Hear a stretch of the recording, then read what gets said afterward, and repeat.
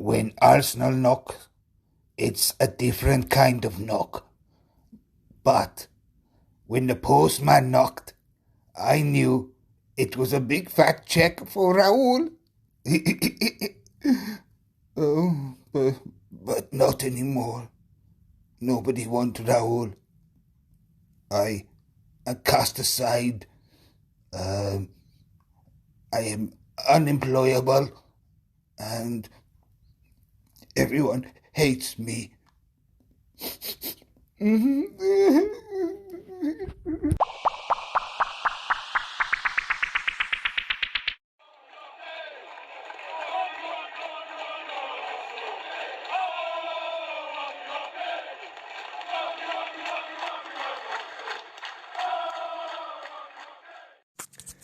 All right, Treacle.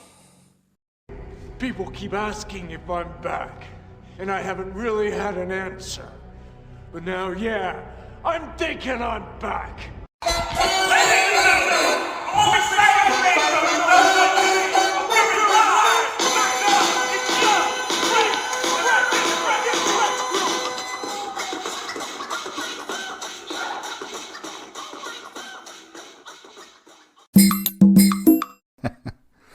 Hello, welcome to From Dial Square to Where.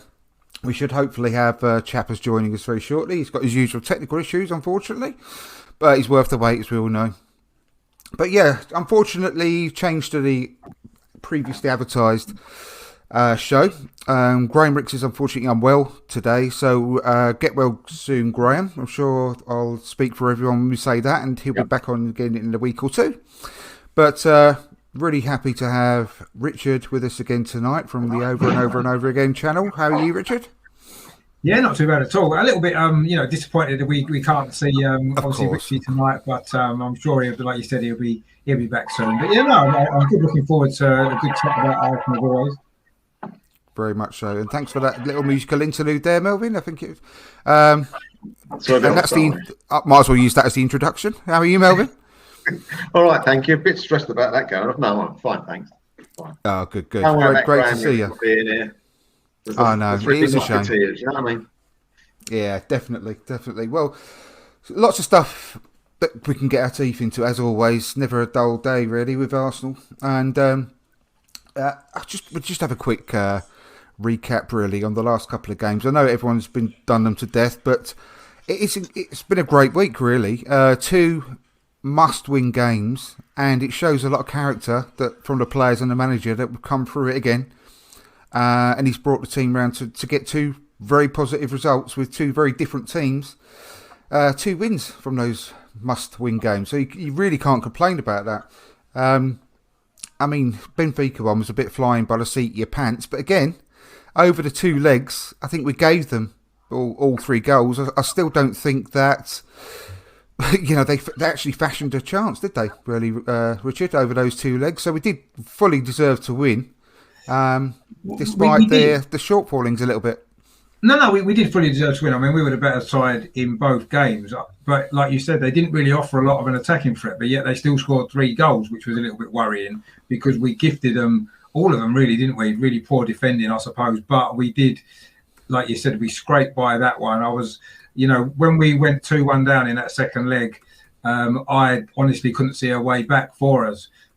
So I was really, really impressed with the spirit that we showed, actually, because, I was saying just a few days before that, we don't score late goals. We very rarely come back from behind. These have been traits commonly since Arteta's been at the club. So I was really concerned when we was behind. But, fair play to the team. They dug in and came back. Yes, we left it late, but we got there. And I suppose that's when you're in a cup competition, it doesn't matter how you play. What matters is the result and going through. And I don't care if we play terrible against Olympiacos in both games. If we get through, then that's all that matters, and we move on. And that's what the important thing is. Yes, we were the better team in them 2 games, but we came within 2 minutes of being knocked out. So it doesn't matter if you're the better team in the cup, does it? It matters about absolutely going through. Luckily, we dug deep and managed to, against the odds, maybe in a way, in that last 25 minutes of that game, we did manage to turn it around and get through, and it was great.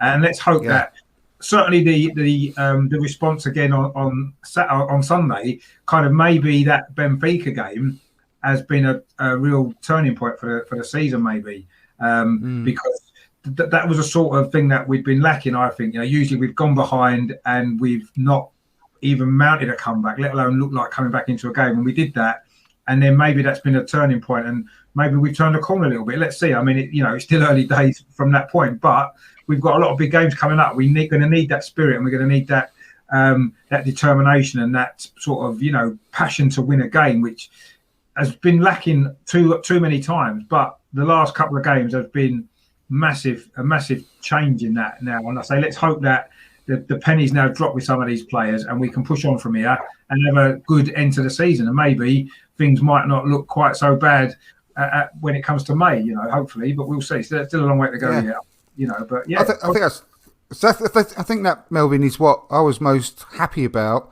was showing the resolve to come back, because we haven't done that so often lately. And to do it, like Richard said, with an 87th minute winner, which was a lovely goal again, showing the absolute class of Bukayo Saka. I mean, where do we start with that kid? But, I mean, the actual fact that we came back was, so late and showed that character was what I was most happy with. I don't know about you. Definitely. I mean, like Richard, like we all agree. I mean, what's happened to the last 10 minutes of a game when we put a team under pressure? I mean, we've let in goals in the first minute and done nothing for the other 89. I remember years, like we're going to the Emirates, going to Highbury, you're 1-0 down, you think you've got a great chance still to get something back, because the last 5 or 10 minutes, we're going to throw the kitchen sink at them. Even if we're not playing particularly well, we're going to, throw on a come in, and if you can jostle about, we might nick something or a corner. But like I say, since under Arteta, that hasn't happened, and that's turned the corner. But what I was happy about as well, just leading on to the game on Sunday, was the Leicester game. Was that for once we've actually looked like we've got a squad, because he changed the team, and they did all right. Normally, when we play a weakened team, we really do look like a weakened team. Where against Leicester, we didn't look like we had a weakened team. We looked like we had 7 or 6 different players, but we were still up to that standard. We didn't have Saka playing, we didn't have a couple of others playing, and it shocked me, because I said before, a few weeks ago, we've got our first 12 or 13 players, and the rest are B team players, and yet it didn't seem to work. It worked for us well on against Leicester. And I was so happy to think, right, we're under pressure now. We can actually make a few changes and get through it. So that really made me happy. Yeah, very happy. Yeah. I couldn't agree more. I mean, Richard, what you have to say as well, what I said about Saka just a minute ago, and we'll come on to Saka a bit later, but Kieran Tierney, as the Worldy podcast has just put a comment in. Thanks for ever so much for watching. He says, someone like Tierney does help with showing passion and desire. Love to see him captain one day. And, again, couldn't agree more. Tierney was just incredible. That goal was, I've heard it said on other podcasts, but I couldn't describe it better myself. It was an angry goal, wasn't it? When the way he took that strike against Benfica, it was literally like, just fuck this. I'm not going out like this, and just took it upon himself. And it's not the first time he's done it. It was a very angry goal against West Brom not long ago in the snow, wasn't it, as well? We just lashed it. But I honestly, apart from Tierney, I thought that we, like Melvin said, against Leicester, I didn't. There were some decisions, right, that I found really odd, because the fact that Willian played to start off with, I wasn't happy about him being named to the starting lineup over Martinelli. But also the fact that he was on the left and Pepe was on the right was odd to me, because he's a right winger, Willian, and Pepe's been doing brilliantly on the left. So I thought, what's that all about as well? But at the end of the day, it certainly paid off, didn't it? It was. I think everyone showed that little bit of extra determination against Leicester. We did. The performance against Leicester for me was, I said it in my my review video the other day, that I think that was our best Premier League performance of the season, actually. In fact, it's one of the best since Arteta's been in charge. Going back to the very first couple of games when we were good under Arteta, but for me, that's one of the best performances that we've produced in the Premier League. Yes, Leicester have got injury problems. They wasn't at their best, but we played really well in that game, apart from the first 5 or 10 minutes. And yeah, certain players who maybe have been criticised a lot, Pepe, Willian, as you mentioned, stepped up and produced match-winning performances. Those two did, and El Neni and Xhaka in midfield has never worked really previously, and it worked in that game to a degree. We kind of was on top of midfield in that game, which I was surprised about again. So I like being surprised when it's that way round.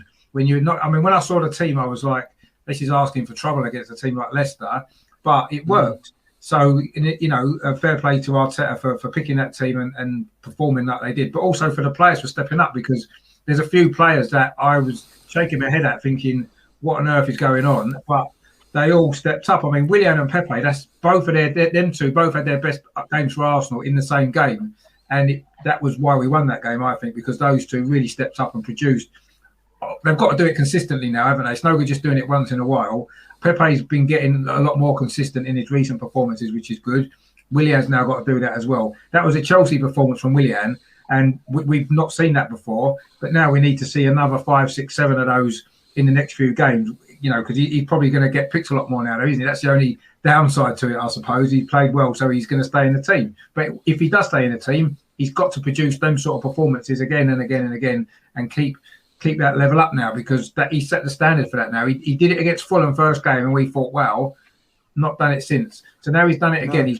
He's got to reproduce that now on Saturday in the Europa League. Every time he plays, he's got to at least show that same desire and that same determination. And that's the main thing, isn't it? Not everybody's going to play well every game, but it doesn't matter. If they give 100% and they try, they give everything they've got, they leave it all on the pitch, you can't really have any complaints. And Willian did that on Sunday, and that's the first time we've done it this season, and I've got no complaints with that. I want to see that from everyone. So, absolutely. And Pepe gave everything in that game, left everything out there. A lot of them did, most of them did actually. And that's all we want to see. We know where we are. We're not going to win the league with this squad. We're not going to finish in the top 4. But all we want to see is just the players giving 100% when they're out there, and we will win a lot of games. And then you never know where we might end up. But that's all you want to see. And that for me on Sunday was great to see that, actually, because we haven't seen enough of it over the last year or so. And it was really refreshing. But it needs to be. It shouldn't be a one-off now. It needs to be not every game, obviously. You're not going to play like it every week, but it needs to be consistent now. We need to be doing this on a regular basis, and then we're going to not be far away, are we, from where we want to be? Yeah, absolutely. And it's like the Worldy podcast. I'll come to you actually on this one, Melvin, as well as put another comment in there saying it's really hard to pick the team for the game against Burnley. Do you play Willian, Saka, Pepe, Alba, etc.? After that performance, it's going to be a bit of a difficult one to choose. But I think after a 6-day gap, you've got to play your strongest 11, haven't you? And you've got to go back to Saka. You can't obviously, unfortunately, use ESR because he's injured, but only for the one game, thankfully. That's great news. That's good news. Like very good news. So we've got Odegaard to come and step in, who I'm really impressed with, actually. So yeah, it's a difficult one, but I think the character shown, like you touched on, and Richard's obviously touched on, was really, really impressive for me. And do you think? I know that when all this good form started off, it was. I think it was just before Christmas, wasn't it? Or was it just after that Chelsea game? The first one. It was, yeah, Boxing Day. So it's funny though, because it's no coincidence really that during that sort of January window, all of the what you call bad eggs left the club, and we're starting to see a difference in the determination and the character of the players that are now left at London Colney, aren't we? I don't think there's a sort of a coincidence there. Probably not. No, probably not. When it comes to first of all, Willian, I think I've heard rumours that he had a Chelsea shirt underneath the Arsenal shirt. That's why he played so well the other day. Long may that last. Anyway, he's got his Chelsea. Can I just very, very quickly just jump in there? And did you hear Martin Keown's comment about Willian? He said he was so desperate to not leave Chelsea, he really wanted to stay at Chelsea, that he for the first part of his Arsenal career, he's been in mourning. What? And he said that's not unusual. Did you hear him say that in commentary? I did. No, I didn't hear that. No. You've got to listen to it back. He actually said he was in mourning because he was that upset about having to leave Chelsea.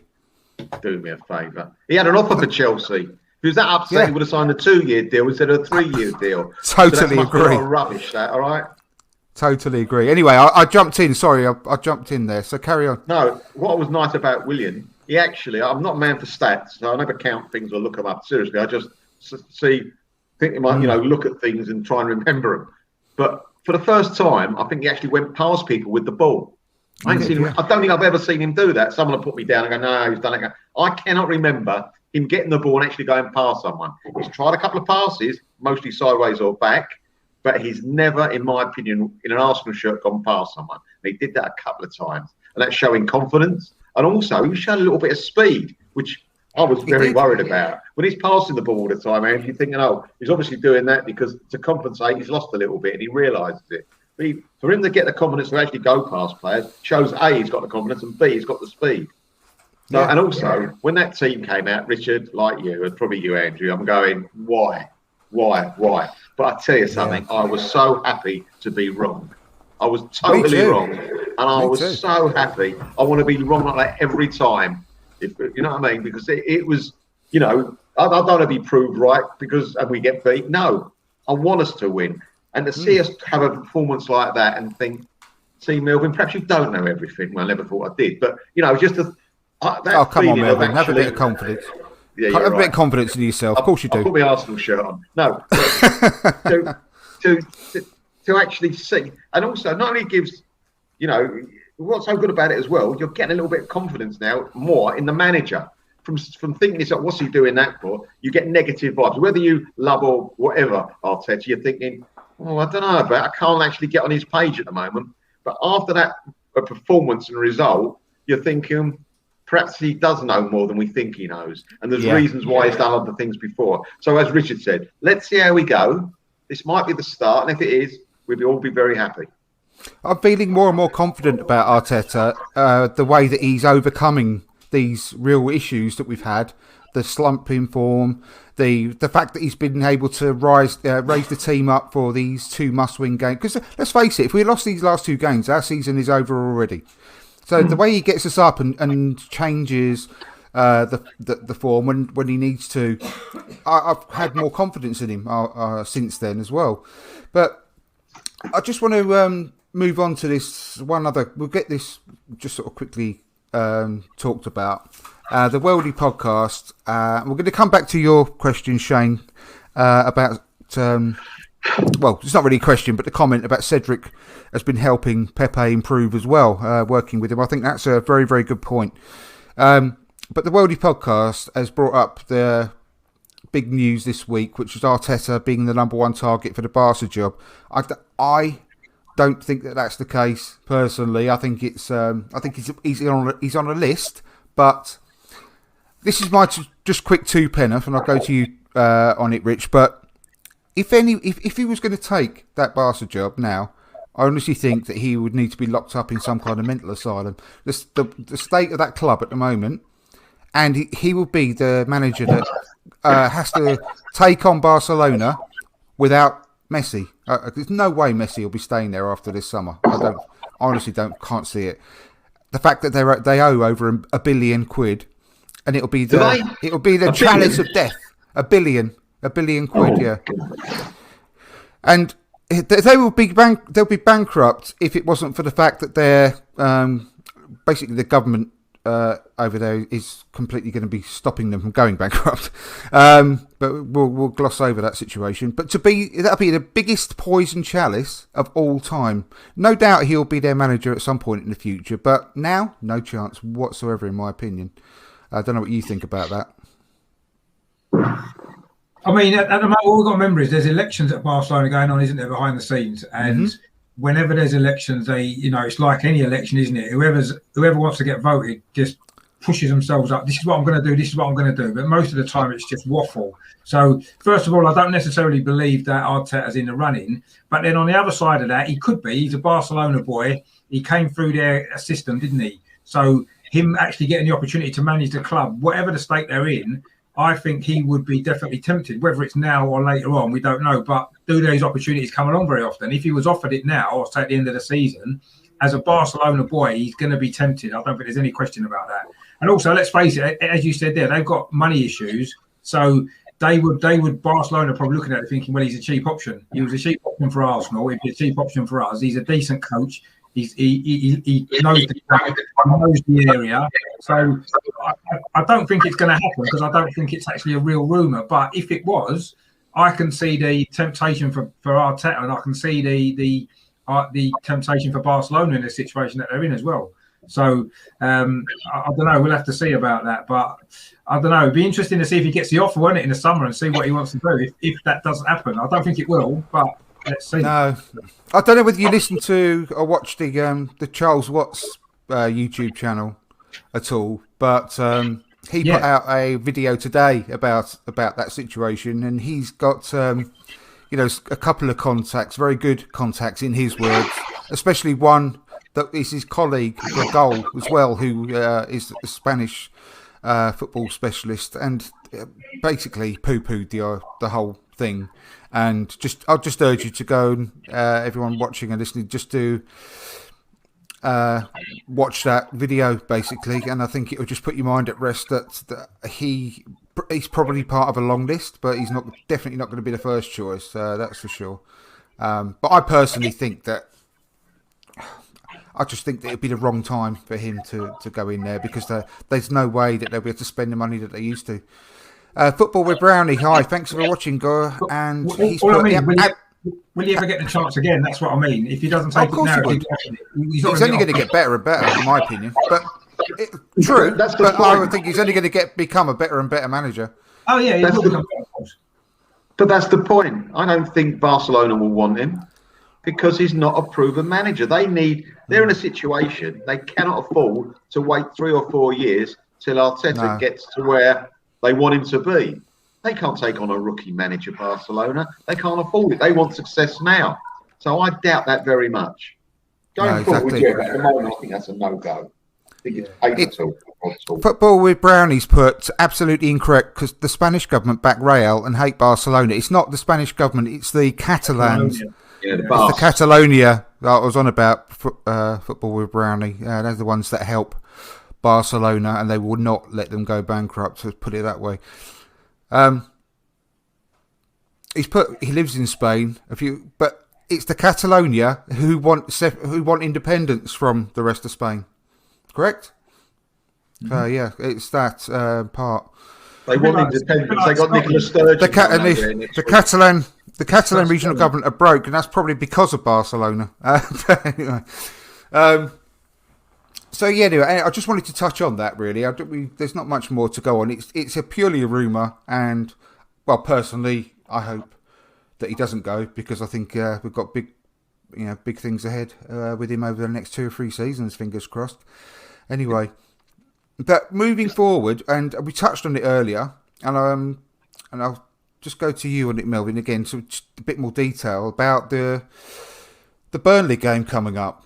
Now, obviously, there's a few players that really played themselves back into contention against Leicester, and we've had a decent break between matches for once, 6 days, I believe. So, what would your thoughts be? Because personally, I think that he will go back to what he classes the first choice 11 with this one, bringing people back, obviously like Saka, Shane back ESR, like I said. But what would your thoughts be on that? If you were Mikel Arteta, who you'd pick for the match? Because obviously we've got the right back issue as well, Bellerin versus Cedric as well. As far as I'm concerned, I'll keep the back four. I thought Mari doesn't deserve to get dropped, or he's not rested because he's only played 1 game. But he's putting a decent performance every time he puts a shirt on for us. He's a bit of height there, and he calms things down. He's got a very good football brain.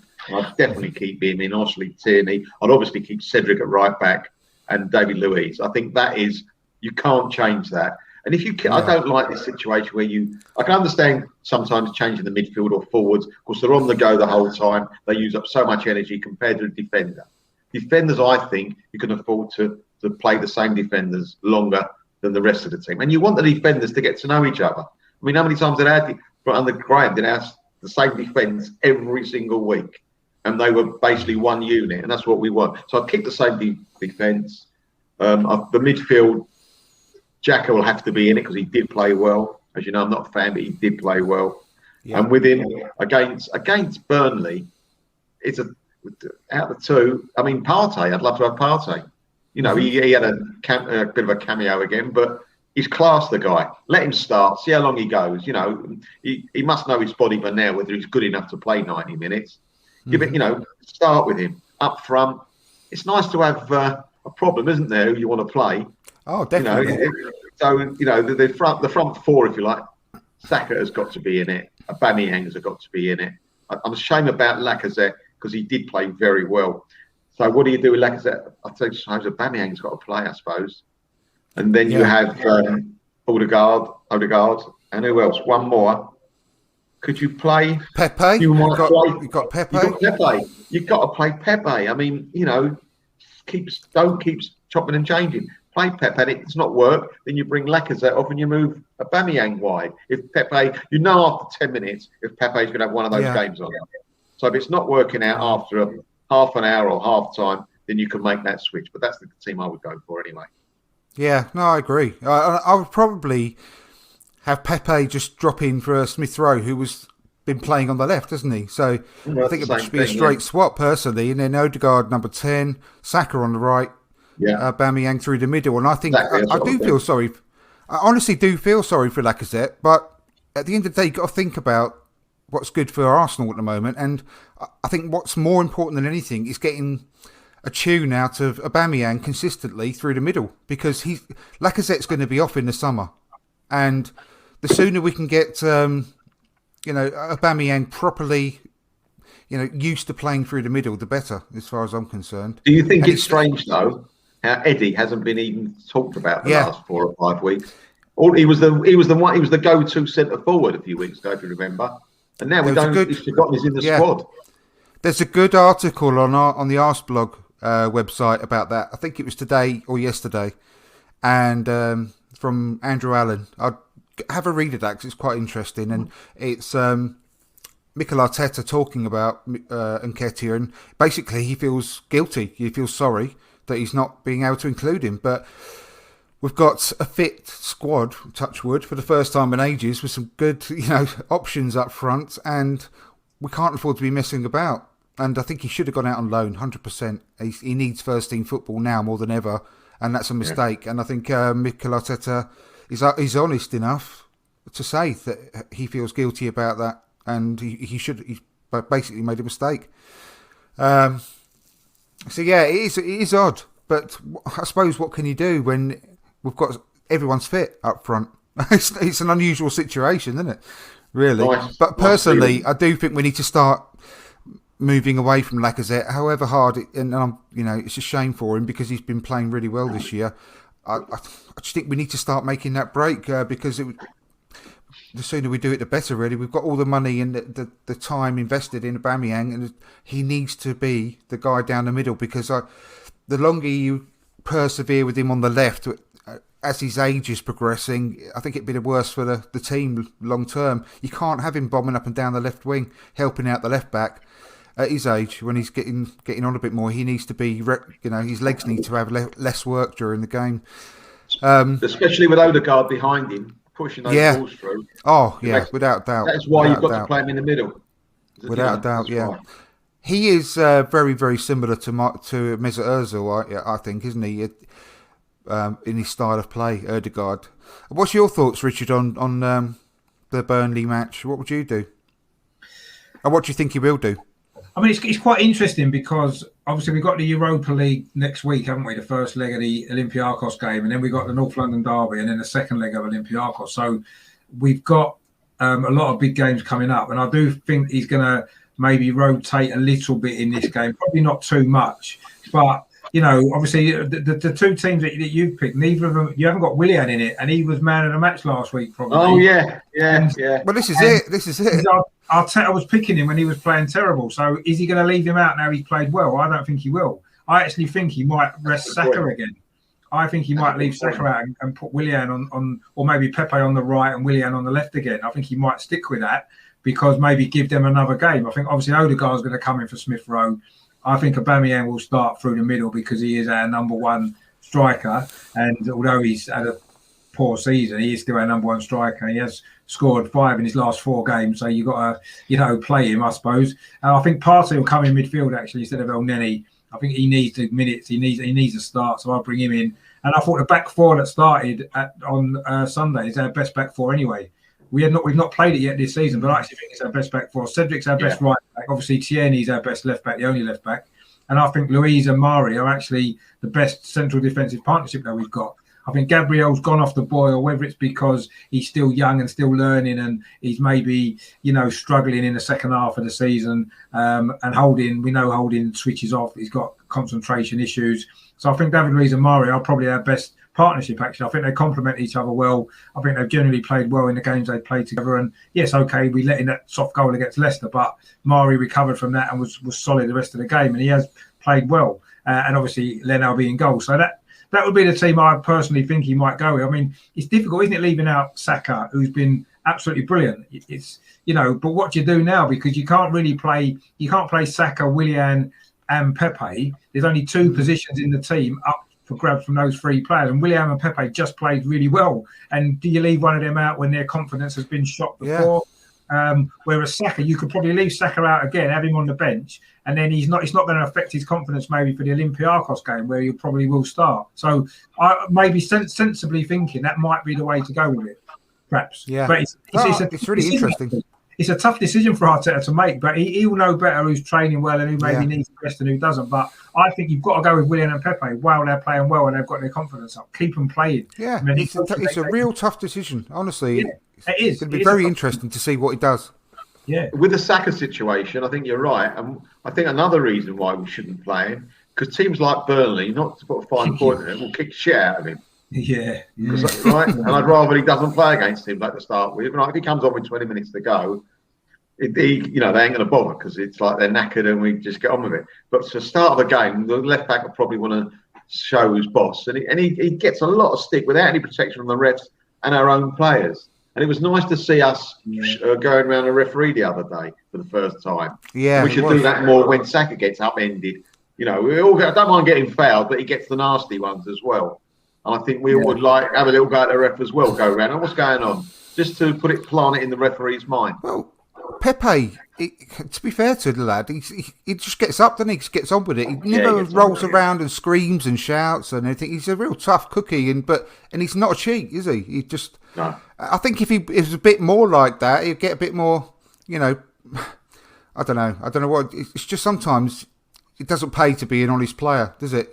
That's the problem. But Football with Brownie's basically saying about the Catalan regional government broke. It's because the Spanish government have withdrawn Spanish companies like banks, car manufacturers, etc. out of Catalonia because the nationalists have been kicking off, and Spanish banking headquarters like Blanco Sabadell, etc. were in Catalonia, but they're no more. So, I mean, it's going to be really interesting to keep your eye on that Barcelona situation, because if they do struggle with getting any sort of extra input, it's going to be really interesting to see what happens there, because they're in so much trouble.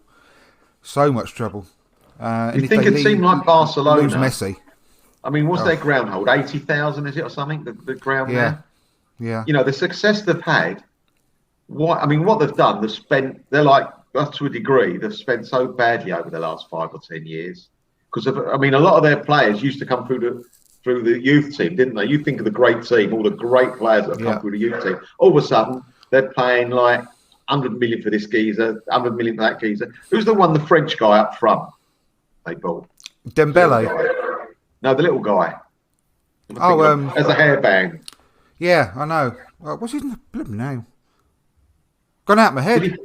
He could play for a German team. No, he came from Atletico That's Madrid. it, Atletico Madrid. Sorry, yeah. Anyway, yes. A stupid amount of money for him. I think it was over 100 actually. And he's like, just, never done it. And they had a lot of mistakes like that. So, even we're £1 billion in debt. Where's it all gone? They haven't spent £1 billion on players. I don't get it. Sorry, I don't get it. No, I don't either. They're really paying for. I mean, they've made transfers years ago that they still haven't made payments on to the clubs that they bought the players from. Really? Yeah, absolutely. I've listened to an awful lot of Spanish podcasts and read, a lot of articles about it, and there's a lot of trouble there, real trouble. And obviously, all the arrests happened this week. I mean, just keep your eye on it. Something's going to happen there. Something smells there, doesn't it? Something does very smell. much so. Very much so. Now, I'm going to come on to a question shortly about. That's it. Thank you, Shane. Antoine Griezmann. That's it. I'm going to come on to the question you put in there, the Worldy podcast. Where do you think we need to strengthen in the summer? But I think first off, just going to touch on the draw in the Europa League. We've obviously mentioned it before, the Olympiacos tie, and it's no surprise that we've drawn them after what happened last season. But I think if we've learnt anything about that being knocked out, is that we should never have been knocked out last season. We are much better than them, and we've just got to make sure we do the job professionally and properly this year. I think it's a fairly good draw, actually, personally. I don't know what you think, guys. I mean, Melvin, go to you first. What do you think about the draw, Olympiacos, when you first heard that we'd drawn them? Your first reaction is, oh, bloody hell, them again. But when you think about it, if we can't beat teams like that, we don't deserve to go through to the next round. We're a bigger club than them. We're a better football team than them. And really, we got beat because of a very bad goalkeeping decision. Apart from that, we had and also we had a bad miss by Aubameyang. But it looked like we were going through without that last-minute goal that we should never have given away. These goalkeepers now, they're not footballers, they're goalkeepers. Do not tell me a goalkeeper's a footballer. And when they try it, the risk reward, in my opinion, is not worth it. You might look good, you make the centre forward turn the wrong way and flick it round in. Yeah, all right. You don't get any goals for that, but you're letting goals when you make mistakes and try and do it. Yeah. And I think too many goalkeepers, especially the Premier, are trying to be footballers. You've got one or two, the Man City, the Liverpool guy. They've come unstuck, right? They've come unstuck. You don't really want that. And so it was basically, I think it's a very, very good draw. Excellent draw. Yeah, I do as well. And whilst you were talking, Lee Judges has popped up. How are you, Lee? You're right. Good evening, guys. Good Sorry, evening. I'm late. I didn't even know there was a link. You put a message here, and I didn't have a look on Twitter and all that, and then I just see it, and so I thought, oh, blimey, like that, mate. So no problem at all, mate. I thought I'd jump on a little bit.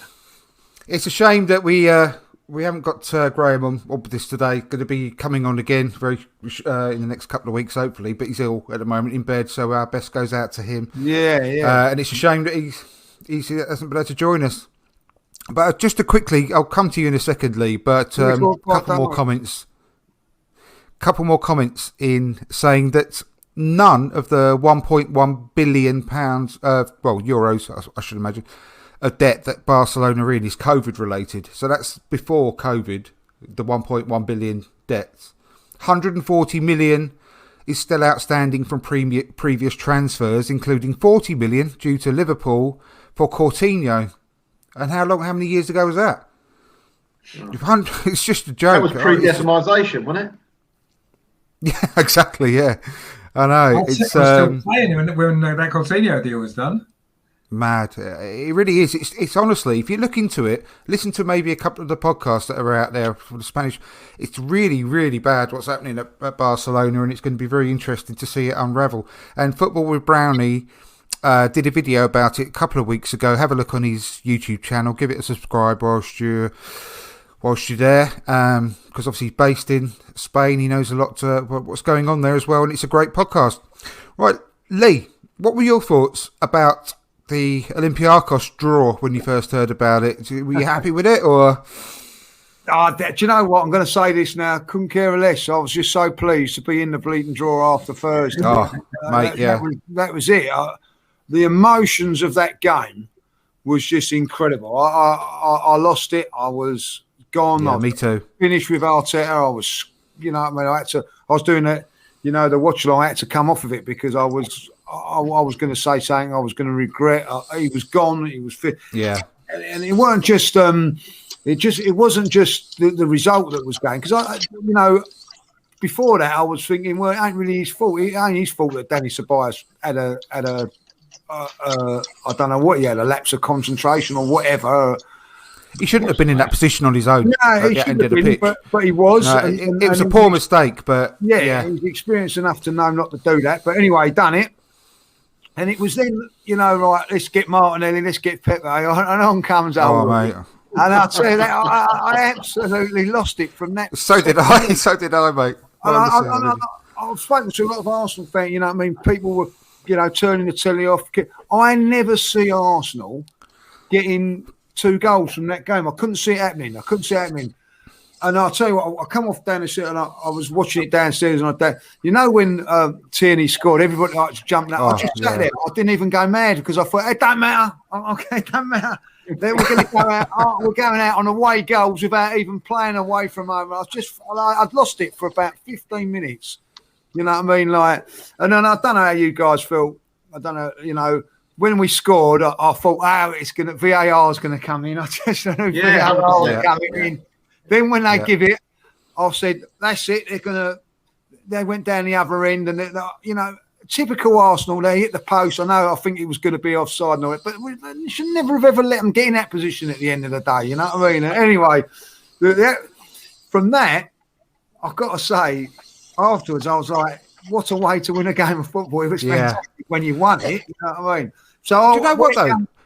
Feeling the emotion was just a great thing, because how many matches have we watched lately that have just been dull as dishwater? Yeah, it's nice to have that emotion for once. I was fuming at one point. I was criticising him. I was criticising him because if we've not, I can't remember last time when we was losing that he'd made some substitutions and won us the game, and all of a sudden he'd done that. We've got the emotions of the game, and I don't care what anybody says. It's fantastic to win the game.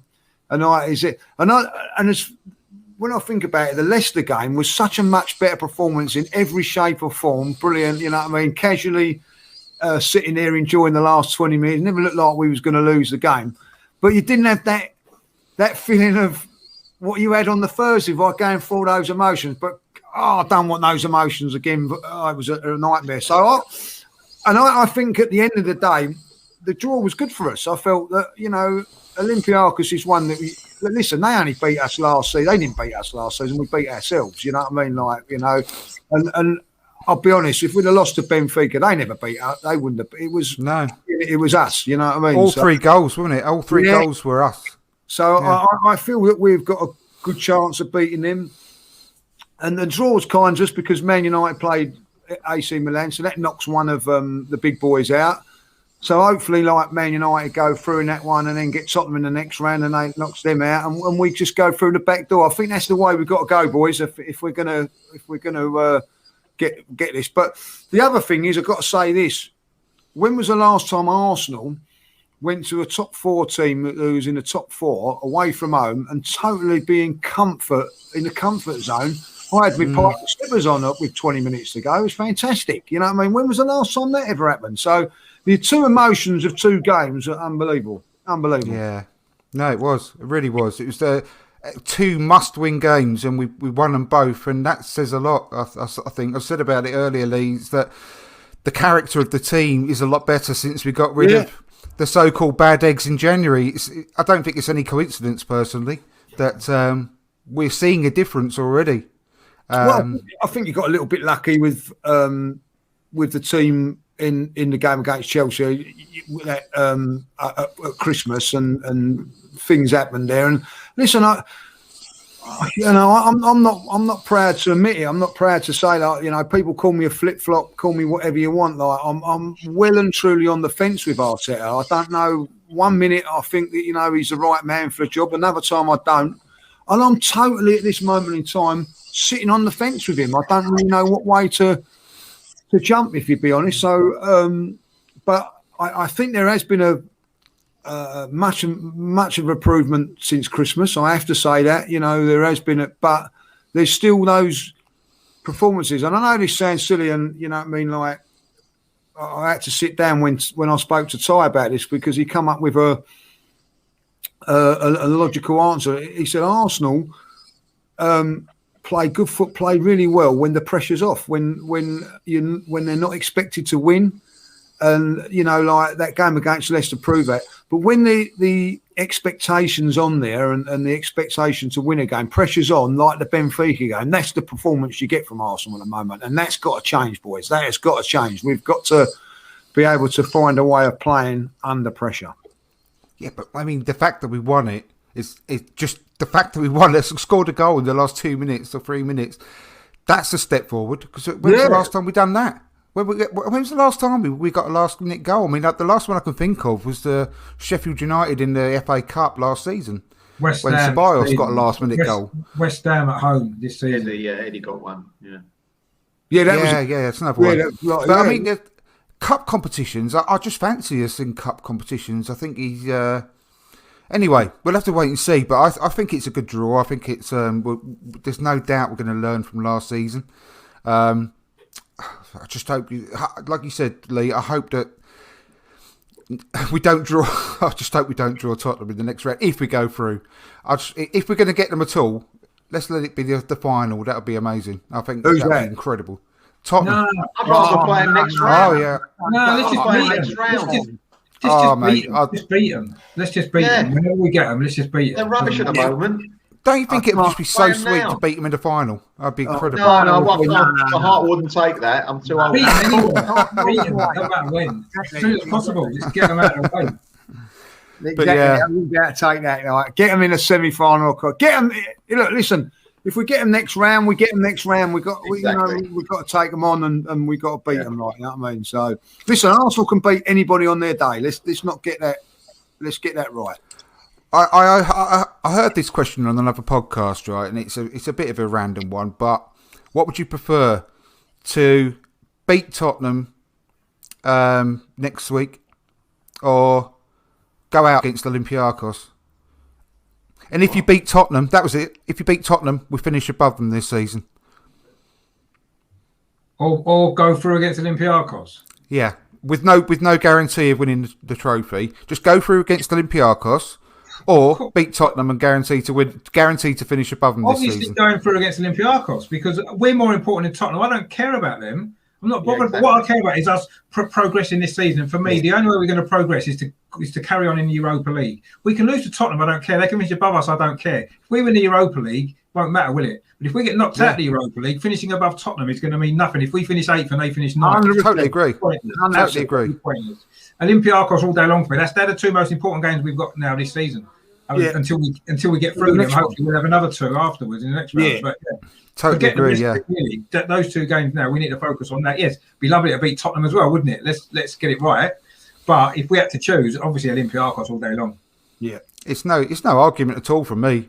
I just can't believe anyone would go the other way. Really, I mean, they're as far as I'm concerned, they are an irrelevant team. But it'd just be lovely to. No, they're not irrelevant. You know what I mean? Like, I want us to come above them. I'm going to be honest. Course. I mean, I've had enough of it. But the fact of the matter is, as Richard says there, the two most important games are Olympiacos. And it's changed now, the bloody dimensions of that game, by them not having to go to Croatia while we're in Greece. I thought like that was even, at least that was even. So all of a sudden, they've got the little slight advantage, if I'll be honest, where they've got to. They haven't got to travel where we have. So at the end of the day, look, if I think a better question, let's win the Europa League and I'll suffer them keeping above us if that's the case. I'll tell you what, honestly, and this is the way I feel. If we win the Europa League, I think it'd be right up there of one of the best moments, of the Arsenal. I mean, we've obviously all been through like the Invincibles and all that. We never thought we'd ever see anything like that again. But the situation we're in as a club right this moment to win the Europa League, and bearing in mind it'll be the first European competition we've won since '94, it'll be right up there as an achievement, I think, to actually get back into the Champions League by winning that this year. The way things are going, it'll be fantastic. I'm 50. I'm not saying that old. I'm of a certain age, and I've only seen Arsenal win the European trophy. Yeah, in my life, I think it'll be fantastic. Arsenal Football Club, not good enough. As it's because it sounds stupid, but when we were the early 2000s, the early part of the Wenger era, we got used to it, and we sort of almost took that for granted how good we were. and we expected to win things. But at the moment, I'm not expecting us to win anything. So the way I feel right now, if we won the Europa League, it'd be right up there at the top of, of achievements in my life supporting Arsenal, I think, at the moment, because you were not expecting anything. We're not good enough to win the Premier League or anything like that. So we're not expecting anything. And I just think it'd be amazing. So just anything to win that competition would be great, as far as I'm concerned, this season. Bloody hell, not my drink flying then. Just catch up on some of these comments coming in. Thank you. It's great to see you in the comments, Stan. I haven't had a chat to you for ages. Let's come on again soon. Stan the man from Vancouver. Thoughts on the Edouard links? The Worldy podcast said, I've been really confident about him. But I think we've been looking at him for at least 2 years quite closely as a club.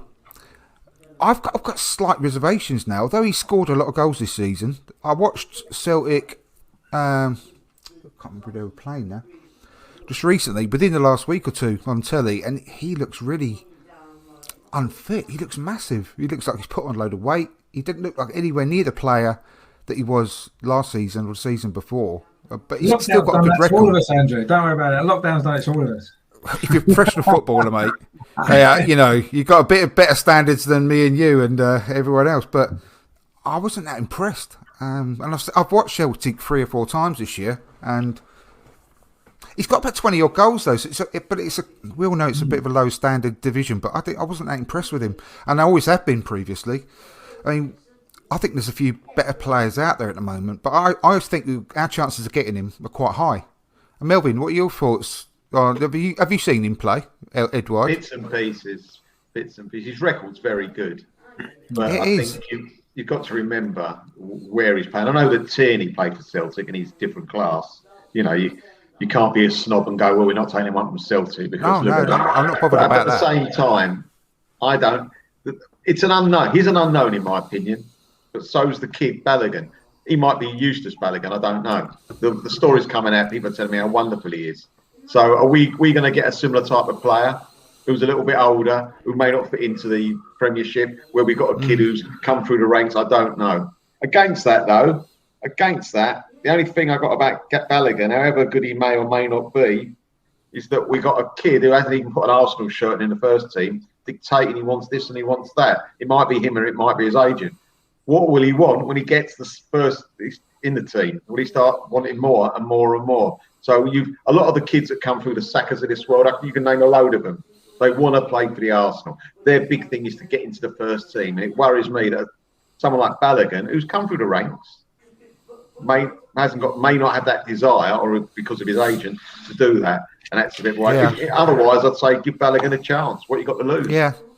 Well, I think I said it last week on the podcast. I think that in the Premier League, Balogun and Aziz should be on the bench each week now and just getting minutes between now and the end of the season, just so we can help make our mind up on them both come the summer. I mean, I think Aziz 100% we've got to keep, but I think Balogun as well. I mean, he could be a lot better than Edouard, potentially. We don't know yet. But without giving him a chance, even like just 15 minutes here and there at the end of matches, just in the Premier League, in competitive league, I think it'd be well worth it, personally. I mean, have you seen much of Edouard, Richard?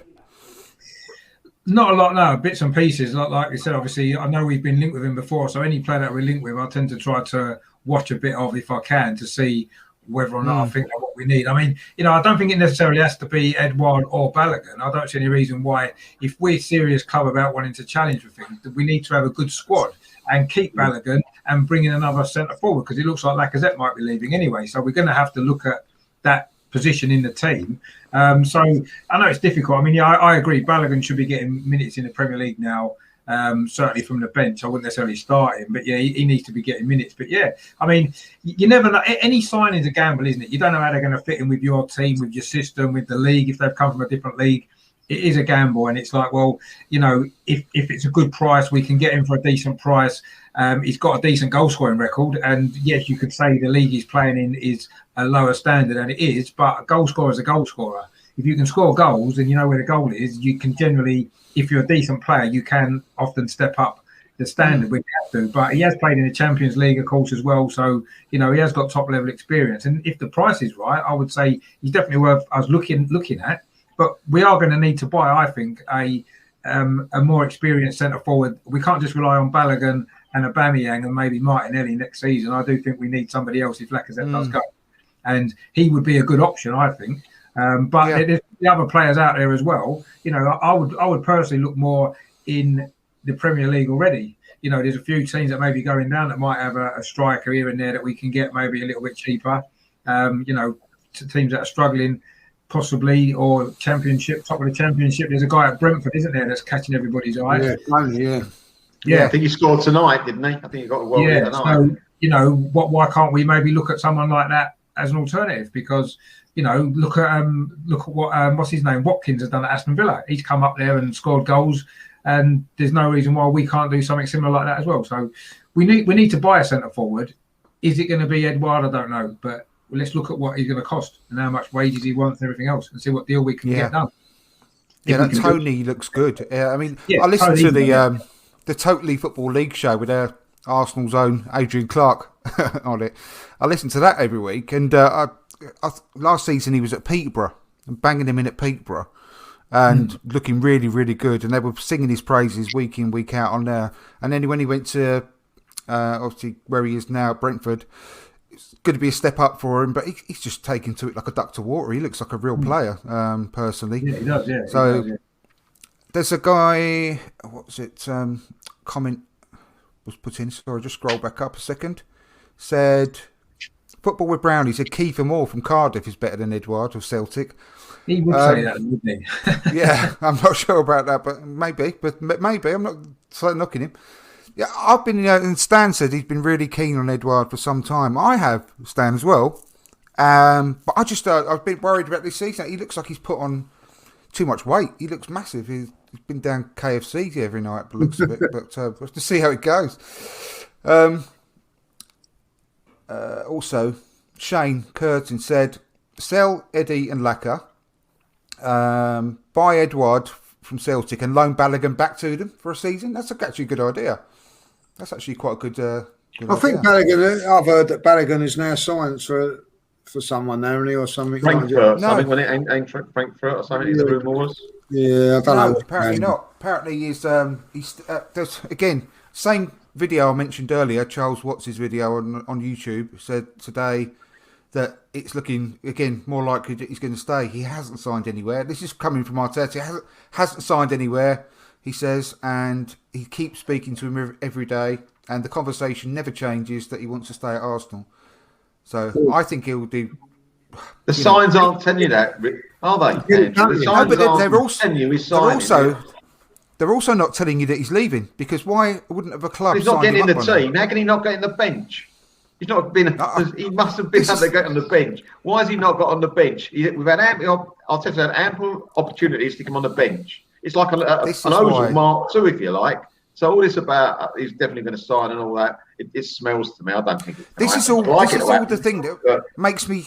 This is the problem I've got with Arteta, right? Like, man management exactly. And looking after the squad and treating players I get worried. I get worried when Martinelli doesn't come on. Like you said, Lee, when he brought on Willian against Benfica, I literally shouted, and my son's run down from upstairs thinking, what's going on?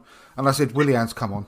And ahead of Martinelli when we needed a goal. And I'm thinking, what must Martinelli be thinking that Willian's got on ahead of him again when we need a goal? I agree, but it turned out right. Obviously, that's the right decision. You can't exactly, but you can't say nothing, and that's the fit.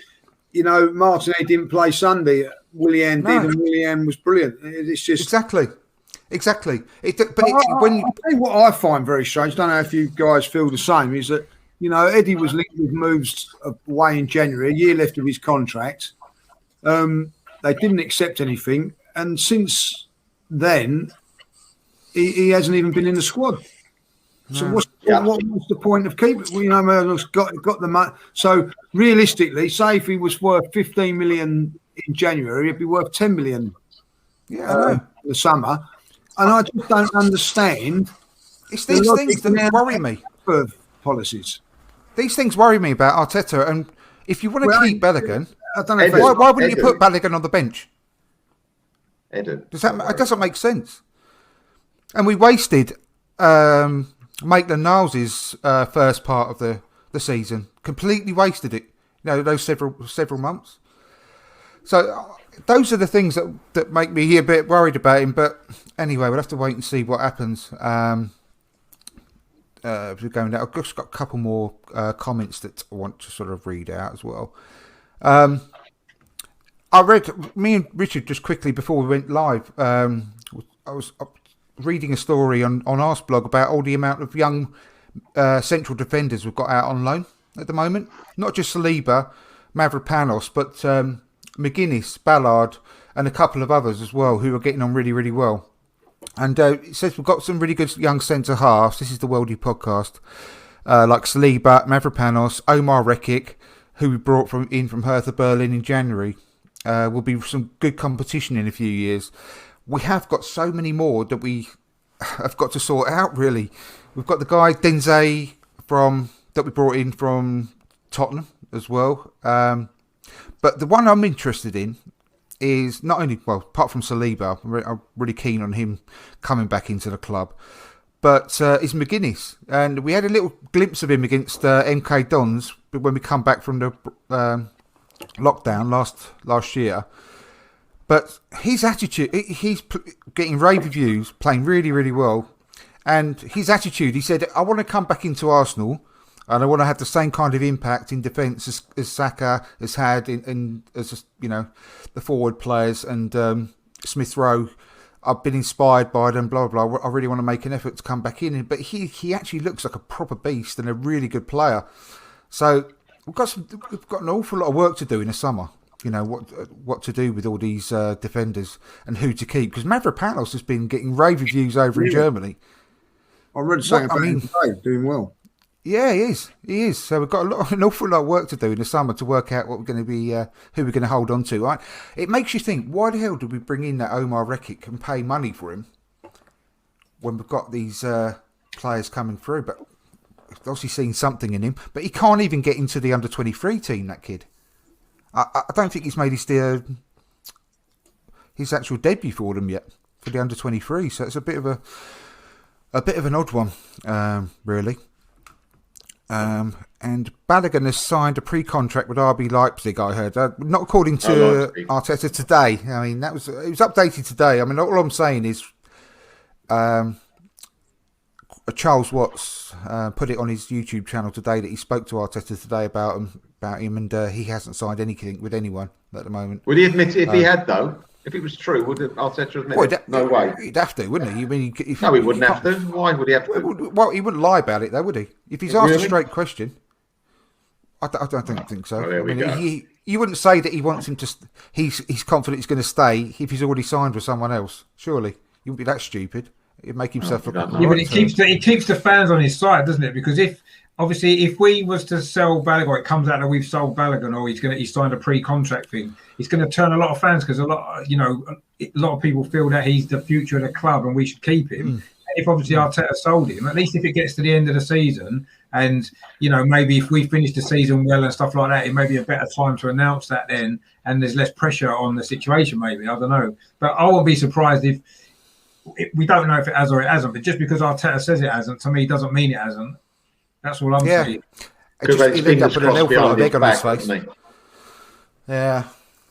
Anyway, we'll have to see what happens. But that was what was reported today anyway, that he hasn't signed anywhere with anyone. I hope that's true, but we'll wait and see. But Shane's put, I'm worried Martinelli will hand in a transfer request in the summer. If he does, he's easier to bench than Willian in Arteta's eyes. And, that would be a bit of a nightmare, wouldn't it? That's what I'm worried about, if I'm honest, that he's going to get pissed off. But I don't think he will. But, he's got to get some kind of action. He's still young. But I think, he'll want more opportunities next year without a shadow of a doubt. Yeah. And, as I say, I think he should be getting more opportunities now, really. It'd be interesting to see if he plays against Burnley, It'd be very interesting. It will. It's going to be... What do you think? We talked about that before he came on late. Richard, I can't see him starting another game this season, really, unless one of those guys gets injured. Or I don't know. I mean, if we're still in the Europa League, some of those league games at the end of the season, he's going to rotate the squad a lot, isn't he? So maybe he might get a chance then, maybe. But I think if we get knocked out of Europe, then I don't know. Yeah. What are your thoughts about the? Because we had that discussion just before you joined, Lee, about the Burnley game, because he has got a real decision who to play with this one, hasn't he? Because we've had a 6-day gap. ESR, thankfully, is not too serious at all. His injury, he's only going to be out for one game apparently, so he's not going to play. We know that for a fact. But what would you do in his position? Because I'd keep the same team that played against Leicester. Maybe just rest Xhaka for that. I think. Listen, we're going into a really crucial part of the season. Why not have Saka resting for 10 days? He's still training. It's not like he's not playing. You know what I mean? Aubameyang's still training. Just keep him fresh for as long. You know, we're in a fortunate position that we've got a 2-week break, or not a 2-week break, but a 10-day sort of break between games. Man United are playing tonight. They've got Europa League games. Tottenham playing tomorrow. Still got Europa League games. We've had a nice little rest here, so we could use this to our advantage and get some energy back into the legs. I wouldn't play Saka in this game. I wouldn't play Aubameyang in this game. I'd rest Saka. But the good thing about it is they was absolutely superb on Sunday. So you know, go again and do it. You know, and I think that also. Pablo Mari has really pushed himself into a chance to be involved in those Europa League games. It's funny how things have changed, because all of a sudden it was like, I want to play in the Premier League and then not Europa. Now it's changed. Everybody wants to do it. I think that Thomas Partey, I wouldn't rush him back neither. I would maybe, instead of giving him 20 minutes, give him sort of 30 minutes this time, and then keep training him and make sure that he's 100% ready for the Olympiacos game. So that's what I would do. You know, rest your big guns, keep them going. I reckon that maybe Bellerin will come back at right back.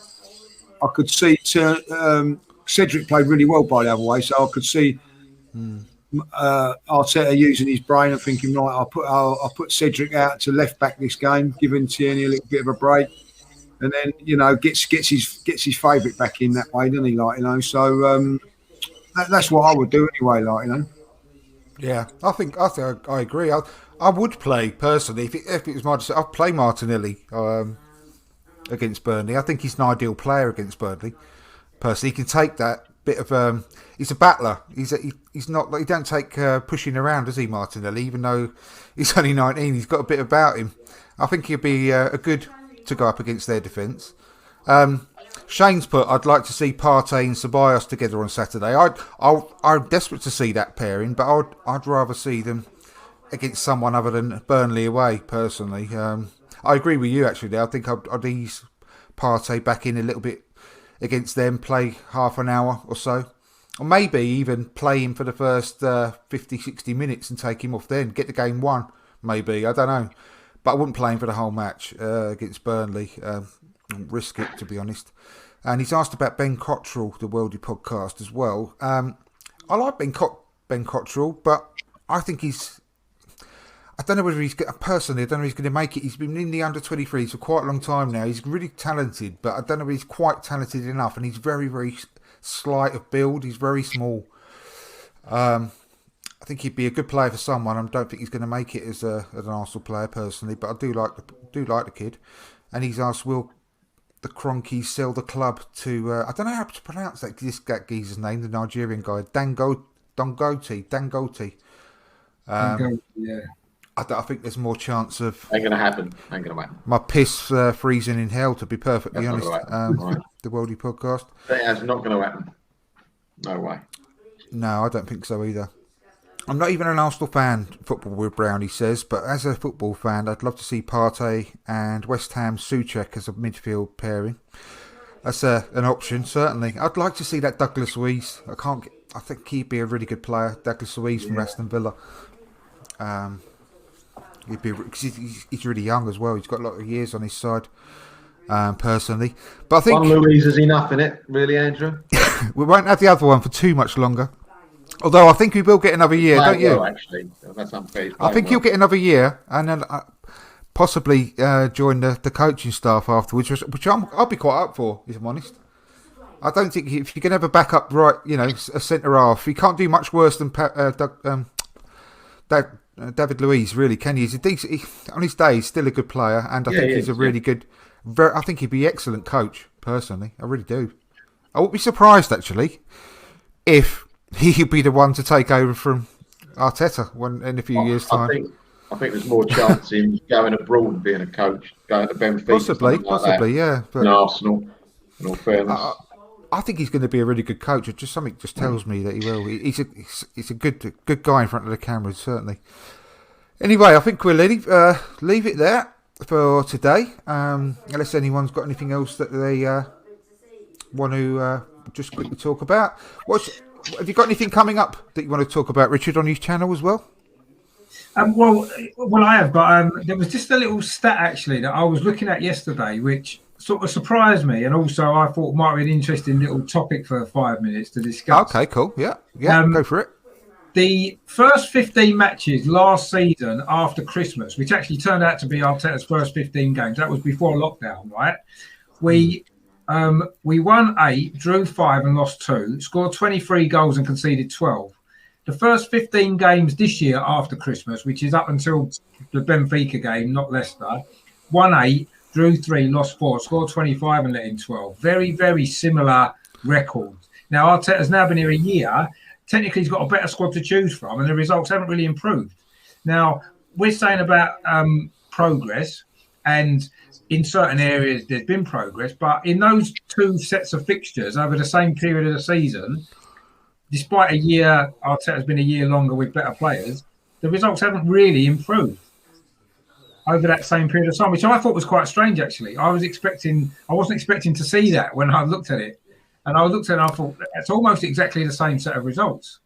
The only difference is this time we got through Europa League. Last year we got knocked out, but last year we got through the FA Cup, and this year we got knocked out of that. So it's very, very similar in the league as well. Yeah, but if you take those same amount of games and put Liverpool there instead, they'd be second bottom.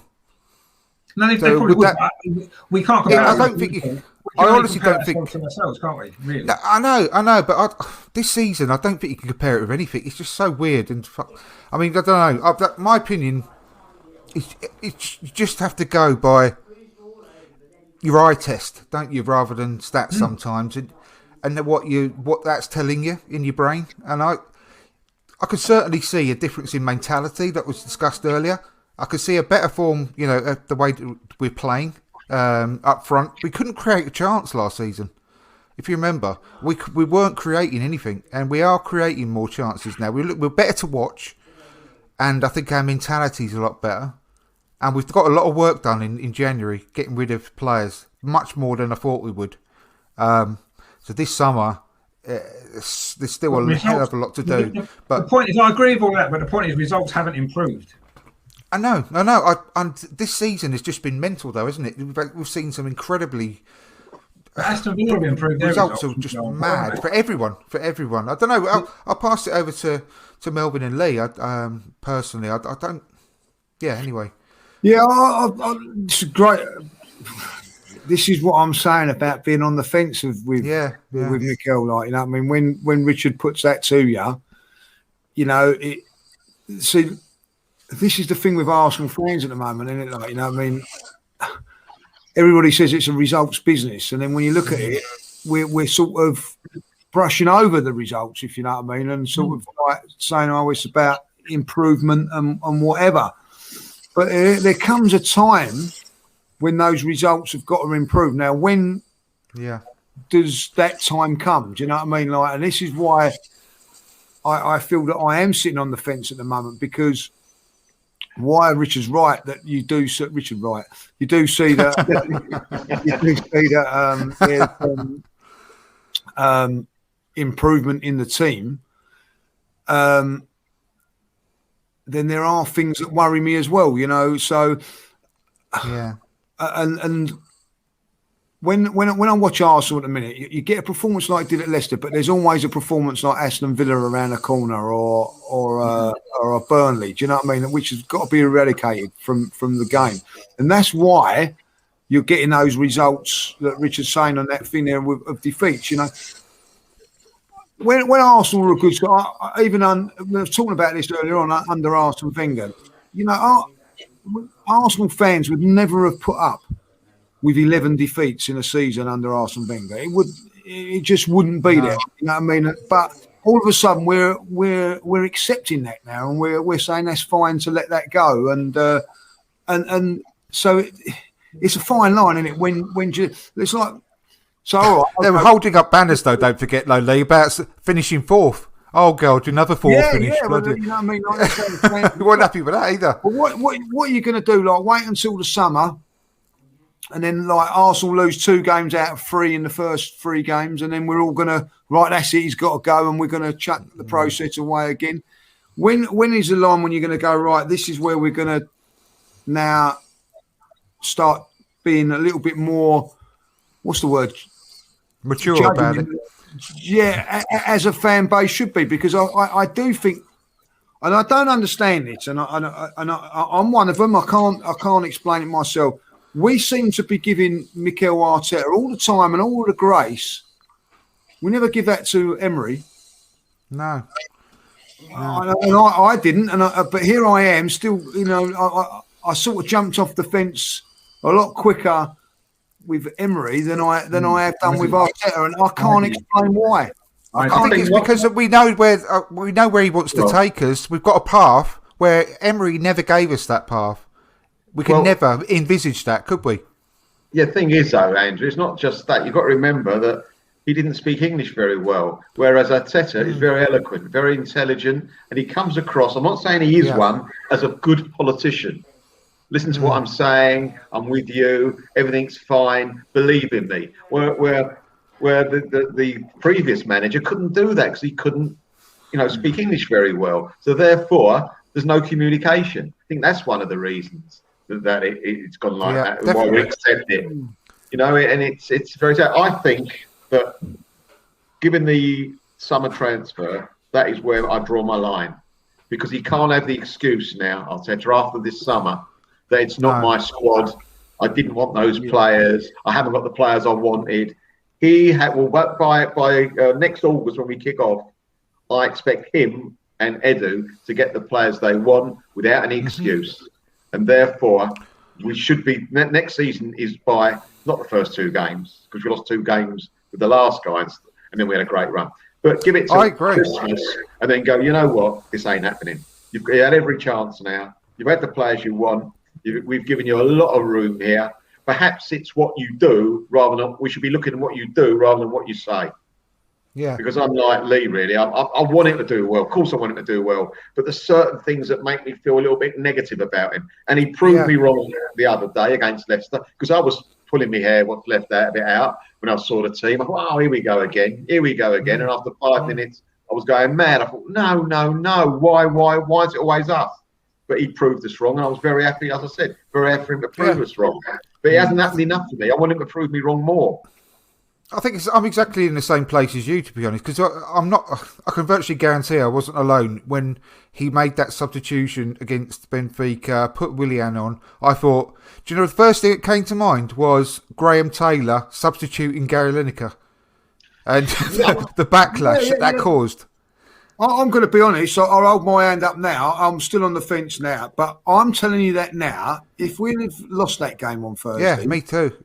I know what you're going to say. Me too. I'm going to I'll change it around. If you would have brought on Martinelli and Pepe and lost that game, I think I would have still backed him. Yeah, me too. Yeah.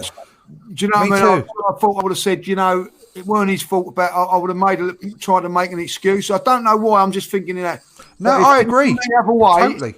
If we'd have lost that game with the substitutions as a mate, there was no way back from it. I was off the fence. And that decision was made. Yeah, decision was me made. Too. Whether that's right or whether that's wrong. I actually said that on my channel at the time during the game, that with that substitution, if we get knocked out, he's got to go now at the end of this game, let alone waiting anything else. Oh, no, 100%, Richard. I'm with you. He's gone. Yeah. He's gone. Like, you know what I mean? Like, I said that. I said that to my kids. I said, if we lose this match now, I don't want. It would have been 100% on him, definitely. If we got knocked out, and he got away with it, and maybe you could say it was genius. But either way, it worked, and you know, that's the most important thing, I guess. But he's on the brink, though, isn't he? Because that's how close it was to. I think most fans turning against him. Yeah, and that's how close he was. 2.5 minutes away from everybody turning, and you know, we're only maybe 1 or 2 bad performances coming up in the next few weeks of the same thing happening again. Because you know, we've still got these Europa League games. We've got the North London derby. If we don't win any of them next 3 games, well, apart from Burnley, if we don't win any of those 3 games after that, and he's playing Willian and he's playing Pepe and he's not maybe using the squad properly, then it's going to be the same again, isn't it? The same, 100%. Yeah. 100%. And unfortunately, this is where we are. I think most of us are on the fence with it at the moment, and it's going to tip either way. And I'm not letting one good performance against Leicester make me think, oh, Arteta's the man. No, that's exactly what I'm saying on the fence. Too many people have done that this week. I think. I've seen so much stuff on Twitter. Oh, look how we played against Leicester. Yeah, we did, but unless we start doing that on a regular basis, it's not good enough. Just doing it once, no, 100%. And we haven't done it consistently enough for the last 18 months Arteta's been in charge, or a year, whatever it is. We've not done it consistently enough. We haven't. No. And that's why we're 10th, Rich. That's why we're 10th. Exactly. That's why we're 8 last season. Yeah, exactly. And that ain't good enough. But it ain't good enough. You know what I mean? People turn around to me and say, "What?" And this is why I'm saying why you people will say to me, "Why are you still on the fence?" You know, they're 10th in the league. It's not good enough for Arsenal. He's underachieving. I go, I agree, but. What about Villa? Last season, they should be in the Championship this season, right? Yeah. And Dean Smith hasn't been in charge of them much longer than Arteta. But look at what he's done this season. Why can't we do that? We've got a better squad than them. The goalkeeper, though, didn't he? That's why. But why are we? I'm backing you up, basically, Lee. I'm thinking, why are we giving him so much time when we're being shown week in, week out by Dean Smith, for example, that we could quite easily be right up there challenging for 4th. Yeah, West Ham. Yeah, West Ham, another one. Yeah. Why are we putting up with it? Why are we putting up with being 10th under Arteta? That is a good question, really, because when you see teams like West Ham and Villa, because Villa are in the Europa League. Andrew, Villa not in the Europa League. West Ham not in the Europa League. We're still in the Europa League. We've still got a chance of getting what we want. Now, I don't care. Now, you can say, if Arsenal win the Europa League and come 15th, it doesn't matter. It doesn't matter because we've got the trophy we want and we're in the champ until.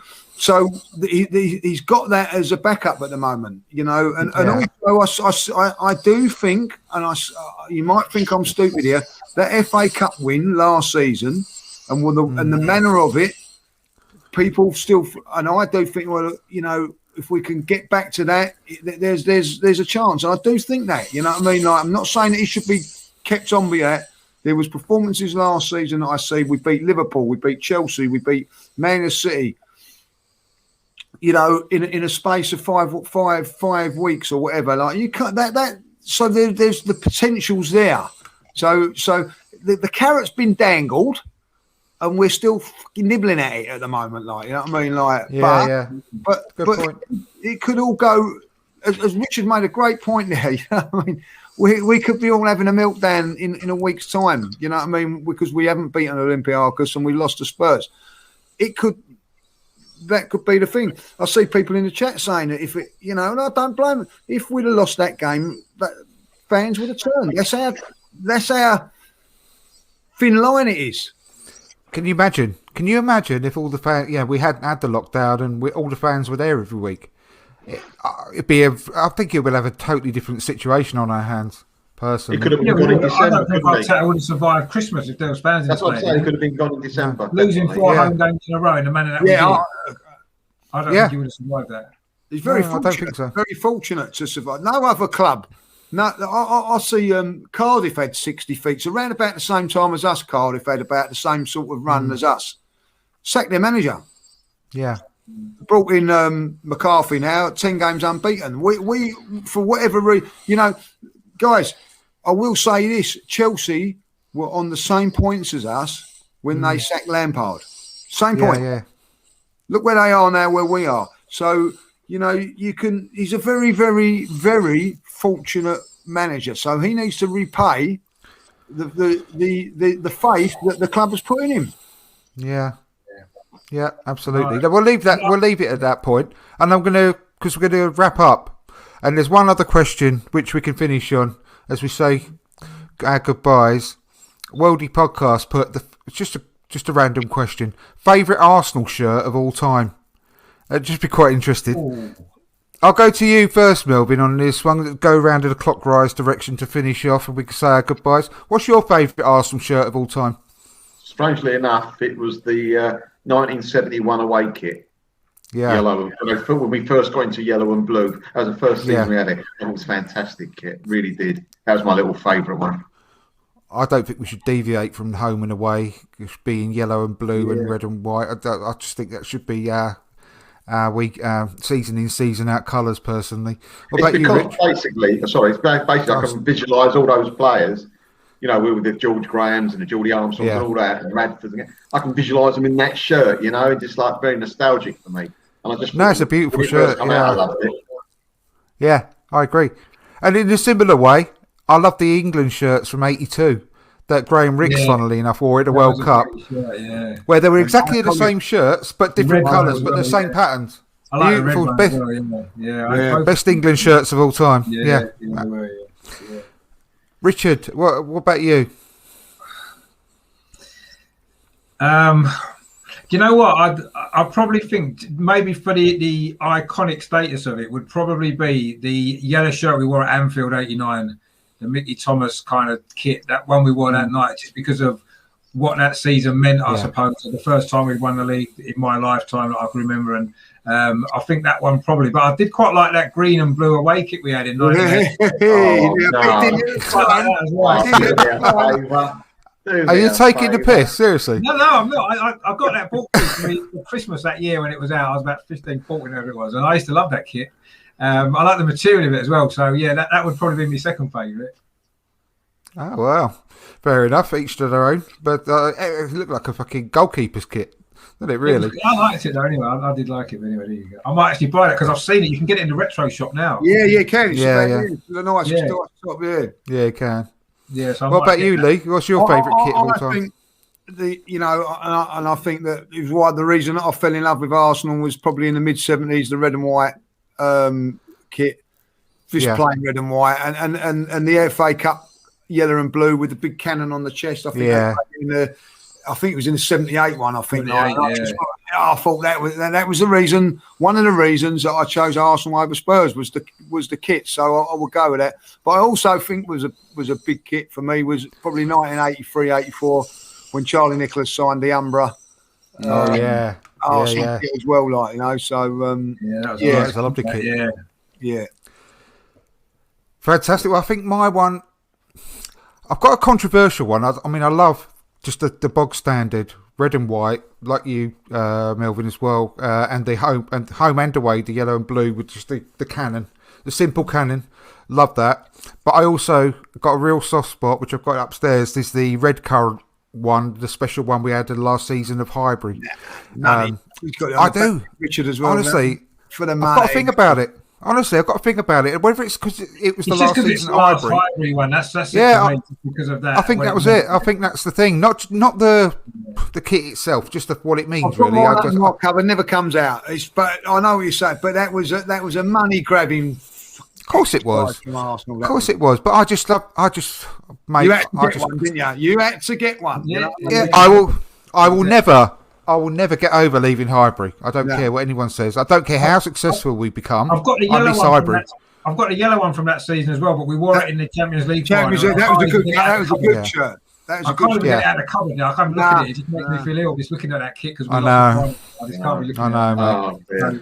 It shoves I will always regret leaving Highbury. I miss Highbury so much. I love that stadium. It was the most beautiful stadium in the world as far as I was concerned.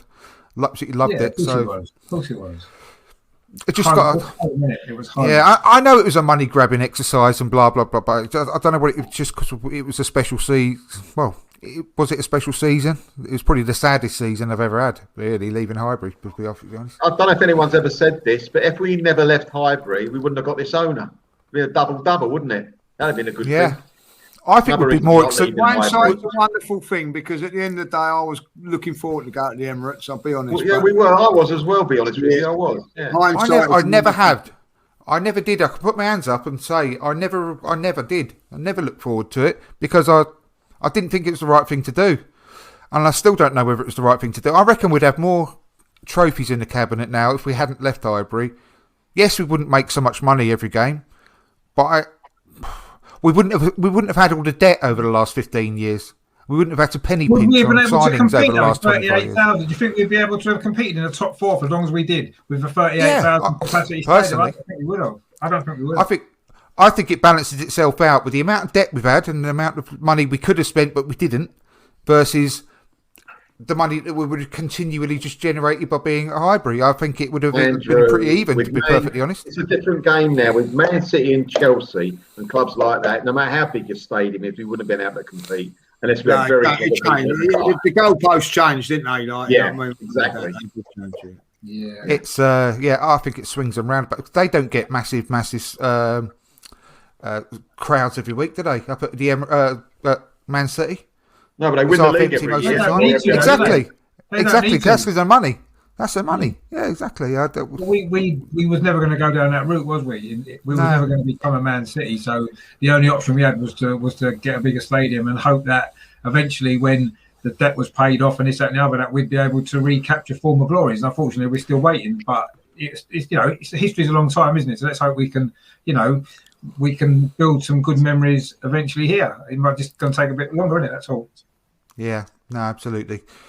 Anyway, we've all got our preferences, haven't we? And that's what makes it interesting to talk about, because it'd be boring if we were all the same, as we said before. So, yeah. Anyway, and thanks to everyone in the chat. Shane, been great, Worldy podcast. James Johnson's joined us. The yellow away kit was lovely. Agrees with you, Richard. So it was nice. Good memories of Henry away at Madrid. And thanks for the nice comment there. Worldy podcast. Discovered Arsenal channels on YouTube, and all of them are really good. Brilliant show, guys. And I'll be back again. Thank you ever so much. And Football with Brownie and everyone else. Stan the Man. Everyone that's been watching. Thank you very much. Thank you for joining us, Lee. Really appreciate it. Thank you very much. And we'll see you again, hopefully, in a couple of weeks' time. No worries, enjoyed it. Couple of weeks' time, hopefully have Graham Ricks back on, and you can be more than welcome back on then. Same with you, Richard. Look forward to it. Thank you. And Richard, over and over and over again, podcast, go over there and give it a subscribe as well. Great stuff on there. And once again, I'm going to do it publicly. Apologise for not turning up on your show the other week. And it was a purely, I've explained, mistake. Do apologise for that, Richard. And if you'll have me back, I'll be grateful to come back on at some point. No, Melvin. Definitely. Melvin, thank you for coming back on again. I really enjoyed doing this. Thanks, boys. Thanks very much. Really appreciate it. You're very welcome. Very welcome. So please, everyone, give us a like before you leave and give us a subscribe if you haven't done so already. And we'll look forward to seeing you all next week. Take care, all. Up the Arsenal. Come on, you guys. Come on. Thank you for listening to From Dial Square to Where.